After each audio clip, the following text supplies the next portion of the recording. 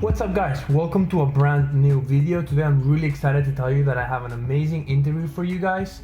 Today I had the privilege to interview an amazing record label, an amazing independent record label that is uprising. It's called NoFace Records, and I talked to the founder and owner and CEO of that record label. His name was Denis, and we talked a lot about music, branding, what kind of music is signed today in record labels, what kind of brand are record labels looking into. We also talk a lot about NoFace Records in itself. We talk about what makes the label different from any other label and what you have to do to get signed to that specific label. So without further ado, let's get straight to the interview.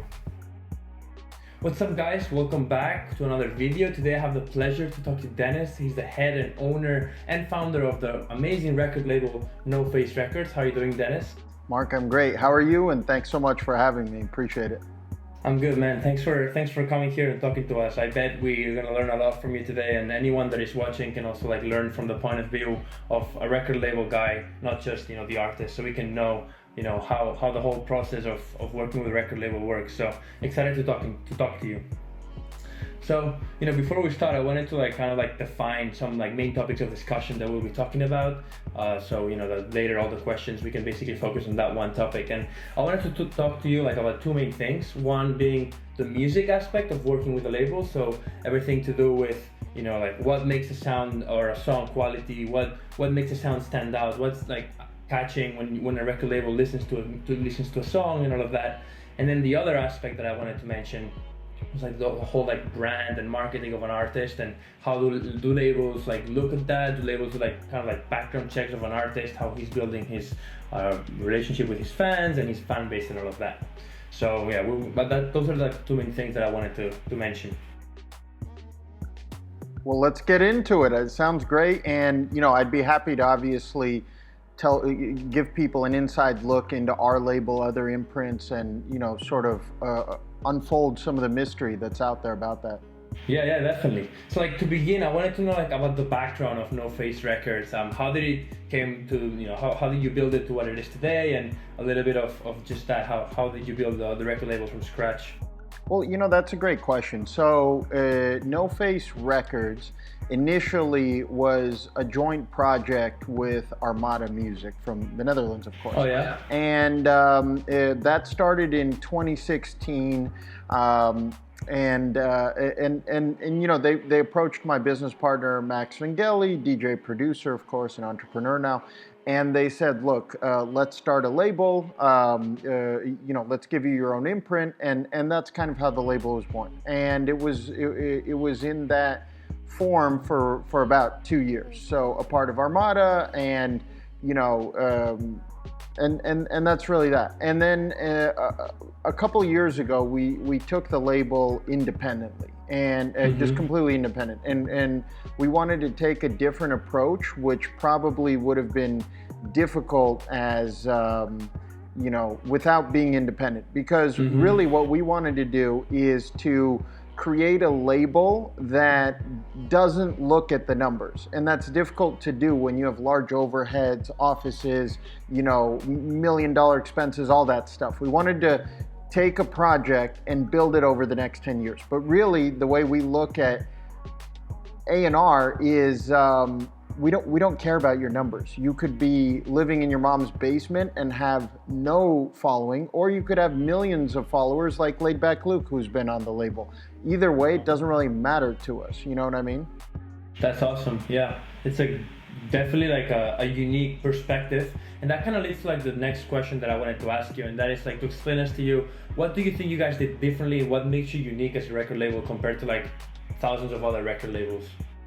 Well, I think a couple of things. So first of all, in music in general, in the electronic scene at least, among DJ producers, among labels, historically there's been a lot of competition, right? And people have felt like, oh, you're my enemy, there's just been all this rivalry, right? All this drama. And the thing is, we looked at it and said, look, the real enemy of any record label or any producer is irrelevance, okay, that nobody cares. That's your enemy. Otherwise, our goal is, of course, to listen to all the demos that we receive, which at this point is 50 to 100 demos a day. And so we receive a lot of demos, and we listen to all of them and we reply to all of them. But really, it's a couple of things.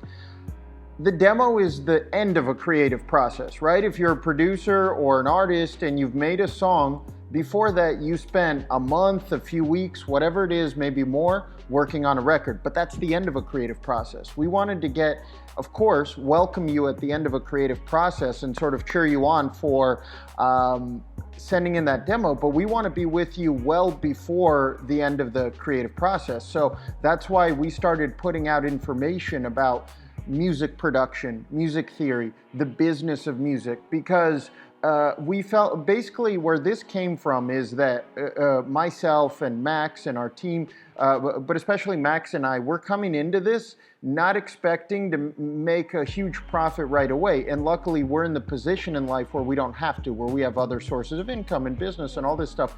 So we wanted to create something where artists get educated, where we teach them, hey, this is a good contract, this is a bad contract, where we don't look at other labels as competitors, rather we look at them as opportunities for artists, and we look at ourselves as a really great place to educate artists, to help you get to that next level, both on the marketing side and the music side, and ultimately a label that doesn't trap you. And what I mean by that is, when you sign a track with us, Mark, that's it. That's your only commitment. There's no long-term deal. We're not gonna sign 9 options, and there's nothing wrong with that. Some labels do, but we don't. We say, thank you for your track. Now go release elsewhere or release on CD Baby or whatever you want. You wanna come back here? Great, but that's your decision. Nobody's forcing you into it, and that's created a really great community. Wow, that's awesome. That's really great to hear, because I was actually talking to some of my producer friends, and we were kind of discussing like what makes a great label. Is it a huge fan base? Is it that when you release with the label you get insane numbers, or is it the relationship they build with you? Is it how they help you? And no, we came to the conclusion that it is the second. What makes a great label is not only the numbers, but the relationship they build with their artists, and if they're willing to grow with them. And it sounds like NoFace Records is the definition of that. So that's awesome. Really, really great. And I also, what you mentioned where you were like creating content for Instagram and all of that, I really, really like how you guys are like helping producers through the creative process, as you said, and also really respect how you not only like advertise the fact that you want people to send demos to you, but you also like give emails of other record labels and are open to other producers sending music to other labels and not necessarily yourself. So that shows. Let me tell you, the other labels are paying attention, okay? First of all, because we've been in the scene for over 10 years, right? So Max as an artist in different levels of his career, myself working with Max, later working with Steve Angelo running marketing for Size, and then certain other projects in tech, etc. Now this, we have a lot of experience and really great relationships. And the thing is, we truly do celebrate when our artists get signed elsewhere. And a lot of labels look to us to break artists. We didn't really expect that to be our role, but the thing is, because we don't lock them in, we're getting Kreider, we're getting DJ Chucky, we're getting Spin, and we're getting so many other places that are literally scouting off of NoFace, and we love that. And we've had if you look at the top 20 electronic labels, 10 of them have signed our artists, and we're hoping the rest will too. And to your point about the community and the support, I think that's really important. And as you said, we're creating a lot of content on Instagram, and a lot of people know us through Instagram or maybe the YouTube, etc. And we're getting ready next week to take it a step further. We're launching a website, but more important than a website, because anybody can have a website, is we're launching an online school. Okay, so imagine, in addition to accepting demos, all this other stuff, and also the thing that we started doing really early on, and I would encourage any labels listening in or anyone looking to start a label to do this, we respond to every demo, and it takes a lot of time, as you can imagine, not just to listen, but to reply, and we do that to give you the respect. In other words, if you've spent a few weeks or a month creating a record, the least we can do is listen to it and give you a yes, no, or maybe some. Yeah, that sounds really, really great. Well, thanks about like the background about your record label. Let's now get into like the main, meat and potatoes of this interview and kind of like talk about like the music aspect. So some questions that I had prepared is like, what do you look for when you receive a demo? So when you click that play button, what are you looking for when you're listening to a song? That's a great question. So we define it as fire, right? If you want to use a modern term, we're looking for fire. Now, what is fire? At least in our point of view, it's one of two things. It's either a massive track that's going to work on the club festival level. Obviously, that doesn't exist at the moment, but nevertheless, yeah. Club festivals. Either that, or it's vocal, very beautiful, and so on. But genre-wise, so our background is house. It's definitely progressive house, big room house, all that stuff. But part of this label project in its current iteration, in its current mission of elevating the next generation of electronic artists, is we wanted to get beyond that. Because if you can imagine, working in 10 years in the house scene, you want to meet more people. So now we're signing trance, we're signing hardstyle, we're signing drum and bass, and of course house, no doubt about it. But we look at it as multi-genre. If it's within electronic music and it speaks to us, then we will sign it. And we sign currently about 3 records out of the 300 to 700 records we're receiving any given week. Wow. Well, that's a lot of signing, but also like a lot of demos that you guys receive. I bet it takes a long time to just go over all of them. So kind of, you're talking right now like what you're looking for. So I want to talk about like once you're done listening to that song, what makes you say, yes, I want to sign this? And this might be a little hard to answer, but what do you think makes someone sound unique and eye-catching? That's a good question. So if you've released on the label before, you have a head start because we already have a relationship and we know what you're about. But if you're brand new, a few things. First of all, we want the record mixed and mastered, okay? Some labels don't, we do. We say, look, we mixed and mastered. We're not signing a long-term deal with you, so we're not getting into all that. But beyond mixing and mastering, there's just certain trends, right? There's certain sounds. There's certain, like if you listen to the future movement right now, or if you listen to even hardstyle or even trance the way it is now versus the way it was before, you can tell when something's modern, when something's fresh. And also I would say, Max Vangeli, my business partner, him and a couple other people have run our A&R operation. And the thing that they really look for, with very few exceptions, is this playable? They want to be able to play it in the club. Mm-hmm. And that's something big for us. The other thing that I should mention also, and maybe we can get into this later, is that we also created the NoFace Academy or NoFace Distribution, which means we've created an opportunity for artists to release beyond the label, and also a way to work with artists to improve their records, which in turn have been signed to our label and other labels. But I'll get into that later. But to answer your question, it's how playable is the record, how fresh does it sound, how unique does it sound, and how much do we believe that, like I said, we don't care about your social numbers, but the question is, when we send it to a Tiesto, is he going to care or not? Because the relationship is there to send it to Tiesto. The question is he going to feel like, is this a good use of my time or is this a waste of my time? Yeah, that makes a lot of sense. And you mentioned mixing and mastering. That was one of the questions that I wanted to ask you. Is the quality, it might sound like a little obvious question, but is the quality of the sound in terms of like mixing and mastering really important? How important is it just to have a proper mix and a master? It's really important, and this label gives you 3 options. Either do it yourself, and as you might know, a lot of people think they're good at mixing and mastering, but they're not, unfortunately, right? Yeah. Just because you're a good producer doesn't mean you're a good mixing and mastering engineer. That's a totally separate skill. But if you are good at it, and we do have artists on NoFace, like Zach, for example, who's really good at mixing mastering, good for him.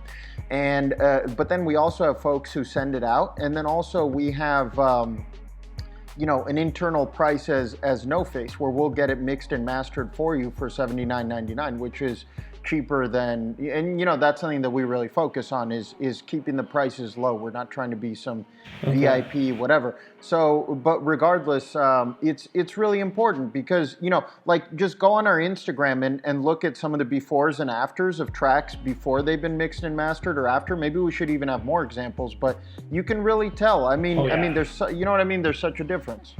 Of course, yeah. Well, that's awesome that you mentioned that you offer the service. So if a producer feels like they have like a track like that you said is fire, and they really feel like it fits the NoFace Records, but maybe they've only been producing for 4 or 5 years and they don't have the best plugins to mix and master, they could then send the music to your service to be mixed and mastered, and then send that demo to you.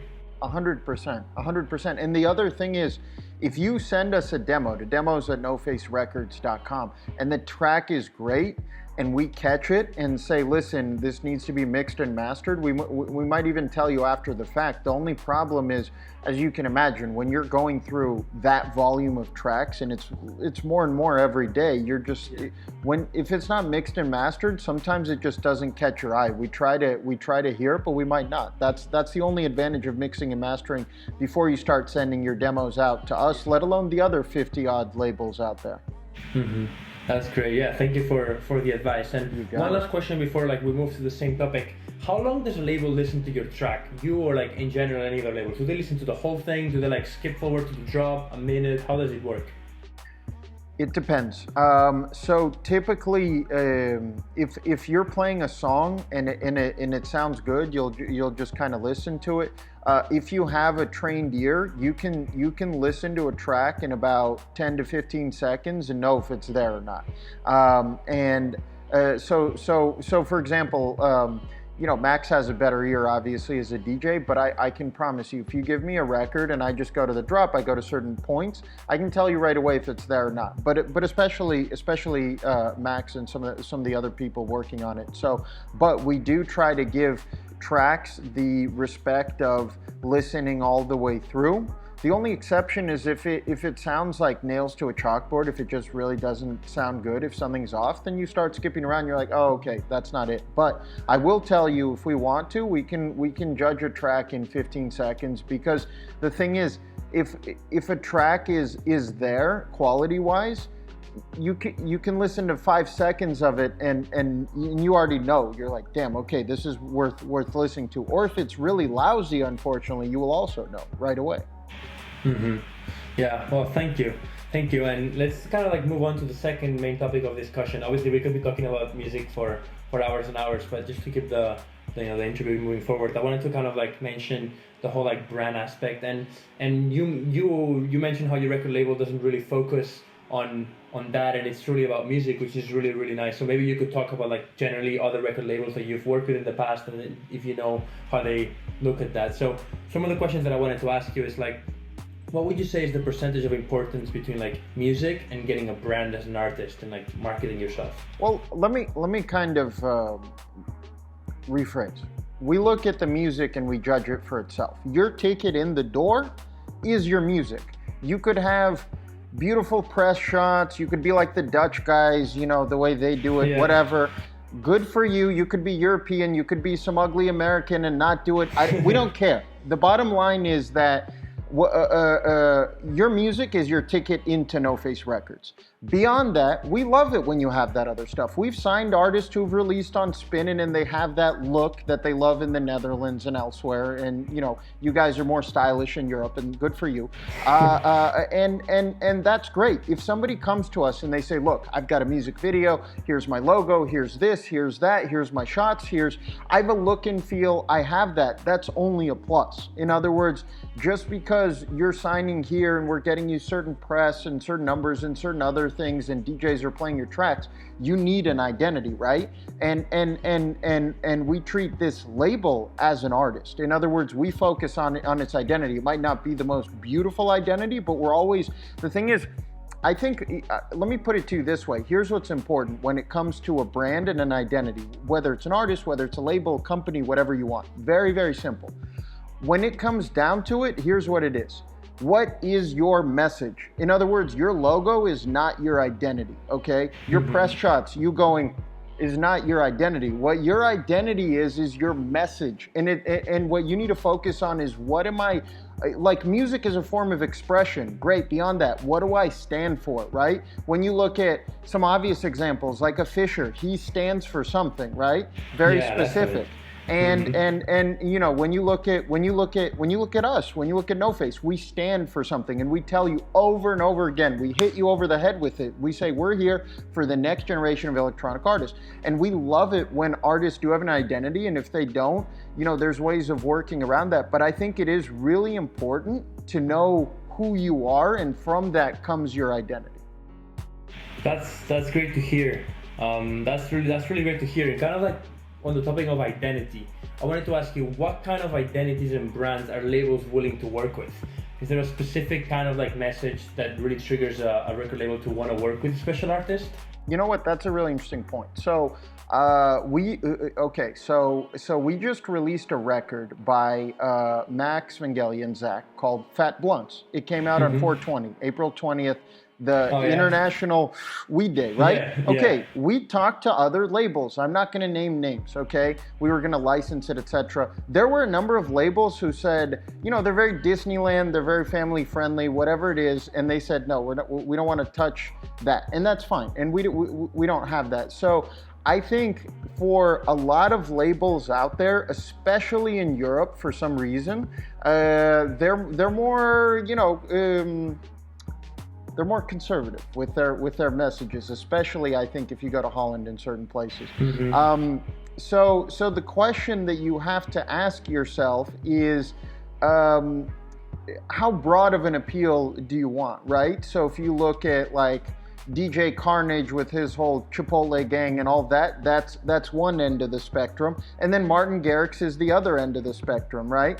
And so I know I'm kind of rambling, but I think you just have to be conscious of who you're trying to reach, what you're telling them, and why, and ultimately be comfortable in your own skin and not fake it. I know that artistry is kind of acting and other things, but I think it starts with being authentic, right? Like if you look at Eric Pritz versus someone more theatrical, I mean, does that answer your question? Yeah, definitely. Yeah, thank you a lot. It definitely does. I feel like with you know, saying a lot of like great content that I'm definitely learning a lot just from talking to you, and I bet people that will be watching this can definitely learn a lot. So yeah, thank you for the answers. I wanted to talk about like a topic that you mentioned kind of earlier when you mentioned the NoFace distribution platform versus the NoFace record label, and I wanted to ask you a question, like, when would you recommend an artist to self-release a track or to sign it through a label? Good question. So I would recommend, there's kind of two moments when you want to self-release a track. One is when nobody wants to sign it.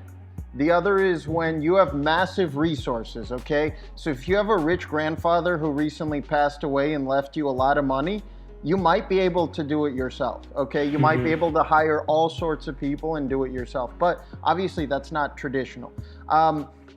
But let me put it to you a different way. We started NoFace distribution, for people who don't know, that's our answer to a CD baby or a distro kid, right? We looked at them and said, what is the value of a CD baby if they just release everything? They're not giving you feedback. They're not helping you grow as an artist, et cetera, et cetera, et cetera.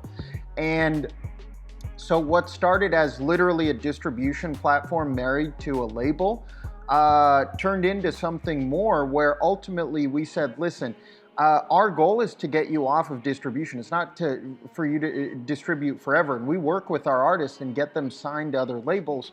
And that's why we're turning NoFace distribution into NoFace Academy, which is, so you have a label and you have a teaching institution, and the teaching institution has a distribution arm, but we're so filtering out the quality and we're so working with you to get it better that our goal is to get you on either NoFace Main or another electronic label out there. In other words, distribution should be your way to show people what you've got, but with Spotify having 40,000 plus songs a day releasing on Spotify every day, distribution is not your answer unless you have the budgets to really stand out and the connections to really stand. Yeah, that's a great answer. So if an artist is trying to like kind of showcase their abilities before they send music to the labels, kind of like just to have like a little background music before they send to labels, it'd be a great form Yeah, of distribution. or I'll give you another example. We have an artist on NoFace, who's experimenting with a completely different direction. In other words, this is somebody who makes big room and then wants to do like rhythm, whatever, something different. And so this guy said, look, I'm gonna join NoFace distribution. I'm gonna release there. I'm gonna work with you guys to kind of improve this other project. And I just don't want it to take away from what I've already been doing. But at the same time, I'm not ready to shop it around a label. So I'd rather just work with you guys to kind of bounce around ideas and see what we can do here. That's awesome. And kind of going back to your academy, will there be like a kind of like quality filter in your academy, or is like anyone open to work with you and you really work with anyone in all levels of expertise? I mean, the thing is, when you look at an academy, right? When I think of music education, you can go to any city, like your city of Barcelona, LA, anywhere, Miami, and you'll find schools that will teach you music production. Then on the much higher dollar level, you will find Full Sail University, Berklee School of Music, etc., right? And those don't discriminate. I mean, they might look at your grades or certain other things, but they don't discriminate. And I would actually argue that those places are sort of music 101, and a lot of what we've been doing is music 102, 103, etc. But I don't think we would discriminate because we're trying to reach the masses. Where we do discriminate, though, is the record itself. In other words, if you're working with us, just because you're a part of it and you're learning, you're working, etc., if you send garbage, we're not going to release it. We're going to say, Mark, I'm really sorry, but this isn't there yet. Now let's work to get it there. So we don't. It's not like we.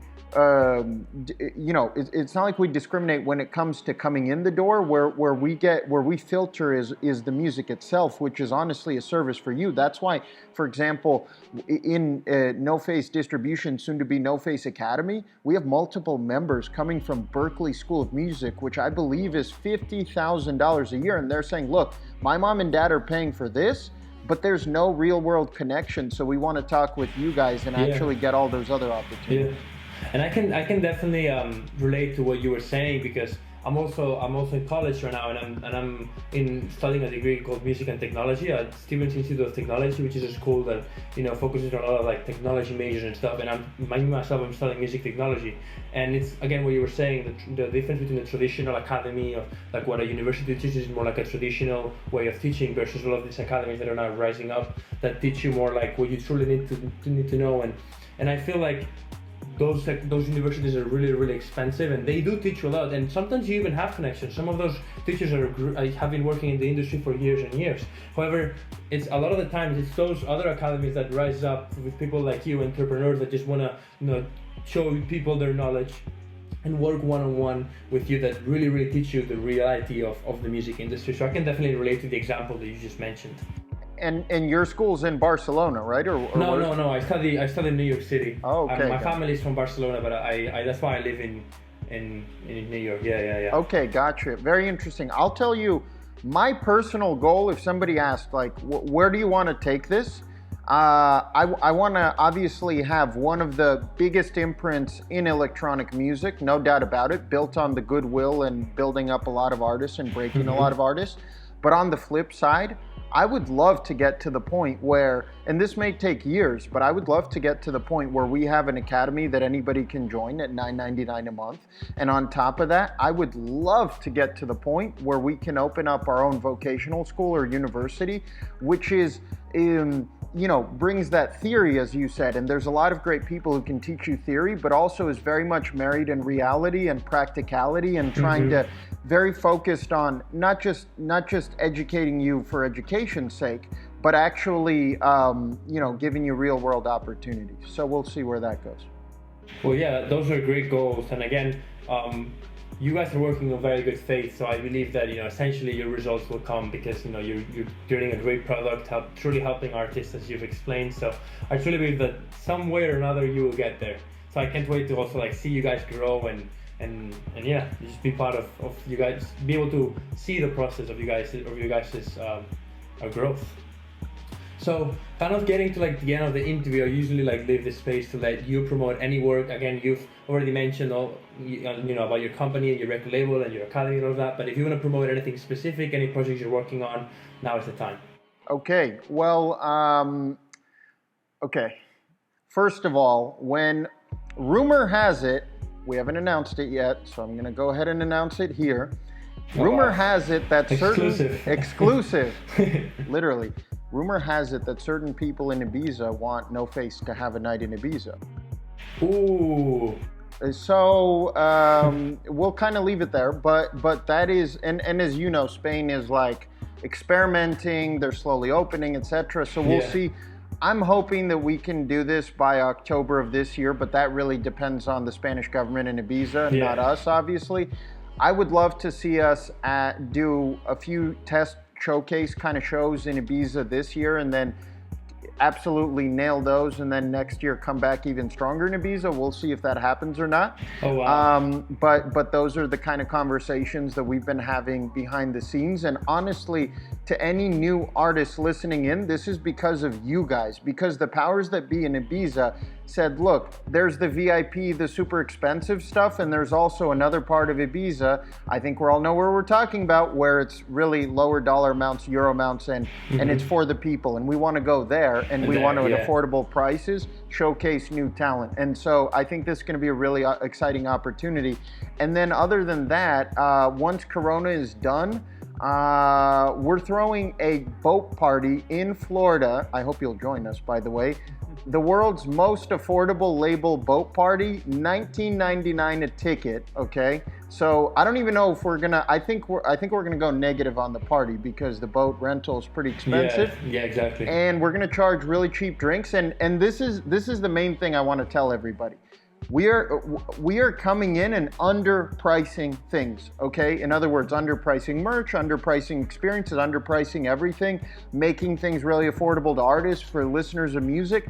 And I just want to promote the fact that if you don't worry about making millions of dollars, you'll get there. But the way you get there is by simply bringing in as much people as possible, because I think there's been enough VIP in this business for 100 years, and I'm sure there will always be a place for that. I want to cater to the masses. Well, that sounds awesome. Both the boat party also sounds great. But going back to Ibiza, I me myself from Barcelona, I live like a 40-minute plane ride from Ibiza, so I've been there a couple of times. You know, I've experienced the life, especially usually like it's all of the places are 18 plus, so unlike America where you have to be 21 to be able to buy drinks and be able to go out and stuff. There it's slightly younger, so I've been able to experience the vibe and the life of Ibiza. And you're right, there's those like basically a separation of like the normal people and then the rich people. So it's great that you guys are willing to create a party and showcase new talent, but also appeal to like the people that don't necessarily have so much money to spend. It's so important. And I'll tell you, just going back to plugging things, of course I want to plug our music. So, we have Now or Later, we have Max Vangeli, we have Zach, we have Mousewell, we have Los Padres, who are doing some really, really exciting tracks, and they're getting ready to actually create a record label with us. So I could promote a lot of stuff, but honestly, just visit our socials and subscribe to the email list, and we'll be updating you literally every day with everything going on with this label. Because something we really believe in is, instead of secrets, as we're literally building this label and building it as an artist, we will show you everything we're doing. If you want a copy, go ahead. That's great, man. That's really awesome, and I really look forward to like seeing all of these projects really come to life. Just to end the interview on a strong statement, I always ask like a question. Just if someone just skips to the end, they can hear that question and really learn something. What main advice, and obviously this is not super easy to answer, but what main advice would you give an artist who right now thinks they're talented, but is trying to achieve their sound and at the same time build a brand with a message? Someone that is right now launching kind of like their artist name, and they want to get to do everything that we've been talking about. What main advice would you give that person beginning right now? Two things. Know yourself, and know if you are a hustler or a studio lab rat. Okay, so what I mean by that is, on the one hand, you have people who sit in the studio all day, every day. They make their music. Maybe they go on Discord a little bit, maybe they meet a few people here and there, but that's basically them. And they're trying to shine that way, remix contests and all that. On the flip side, you have proper hustlers out there. I mean, this is kind of how I got in the space. And you're out there and you build a team around yourself as an artist, and you get a few friends together, or whoever you can. You're out there shouting at the top of your lungs. Maybe you're throwing parties in your city. Maybe you're doing, YouTube lives, all this stuff. Just kind of know which direction you're going. And beyond that, I would say it's very important as you're doing this to leverage the socials. No matter which person you are, leverage the socials as much as possible, okay? And I know a lot of people out there say things like, look, I got into music to make music, and I'm just an artist, and I don't want to do the social thing. I don't need that. I'm not some influencer. It's like, listen, if you just got into music to make music, and that was really true, you wouldn't have dreams to play it at Tomorrowland in front of hundreds of thousands of people. That is bullshit, okay? In other words, you're out there because you want to express yourself in a very public way. If you didn't, you would grab your guitar, go to the beach, and play for your friends. But you don't. Yeah. You want to be famous, okay? For whatever reason that is. Embrace that and start to do things publicly, okay? Like, I'll give you an example. I have a YouTuber friend and she's very successful as a YouTuber, full-time YouTuber. And her attitude to life, I think a lot of musicians can use this as well. So her attitude is, don't do anything privately. So in other words, if she's inspired and she's writing some sort of 800-page essay about the way she feels, she'll publish it somewhere.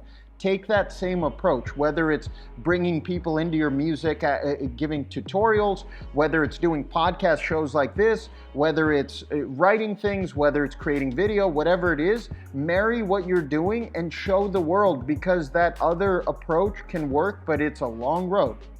Mm-hmm. And well, that's good advice. If you want to finish up, you had anything else to say? I mean, the other thing is, like, I would just say, if you're literally starting today and you've decided to start this today, I would give myself a timeline, okay? Like, I would say today, 2020, until, I don't know, 2025 or whatever the case may be, or 2022, I would give myself a timeline and I would go all in, okay? I would go all in. I would spend my nights, my weekends, my days, whatever you can afford, but I would commit to it for a certain amount of time and give yourself completely to it. You have to live it. You become whatever you are. You have to completely live it, do it. If it doesn't work out, fine. It'll be a great life experience and you'll go on to do other interesting things.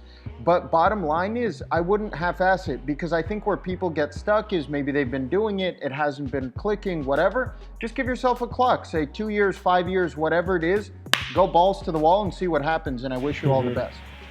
Well, yeah, that's definitely something that everyone should be doing and paying attention to, and kind of with what you're saying, there was an interview by Don Diablo where he mentioned that before he kind of took off, I mean, Don Diablo's been in the industry for many years, but before he kind of took off, I don't know, I'm not sure exactly when, but he literally sent messages to all of his friends, family, be like, hey, I'm really pursuing this, I really want to work 100% with music, I'm not going to be available to go out as much, I'm going to be, fully dedicated, and look how it turned out, So I definitely believe that, that giving yourself 100% and truly trying your best and giving yourself fully to the project is definitely the key to making it. 100%. And I would say, sorry, go ahead. Yeah, go ahead. No, and I would say the same thing applies for anything. It applies if you're launching a label, if you're starting a career in the music business, if you want to one day become a big artist manager, whatever it is, romantically, okay, whatever it is, you just need to marry yourself to certain things and commit to them and be dedicated, because I genuinely believe that the difference between the 1% that goes on to do anything in the world and succeeds and the other 99%, most of it is dedication. Yeah, 100%. I agree fully with you there, and what a nice sentence just to like finish up the interview. Dedication being the most important thing, because we've talked about like music, we've talked about like brand, but if you're not fully dedicated to do all of it, everything just goes to waste.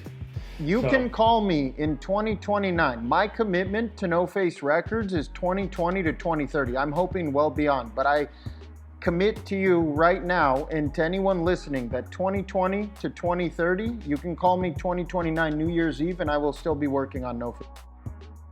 Yeah, that's awesome.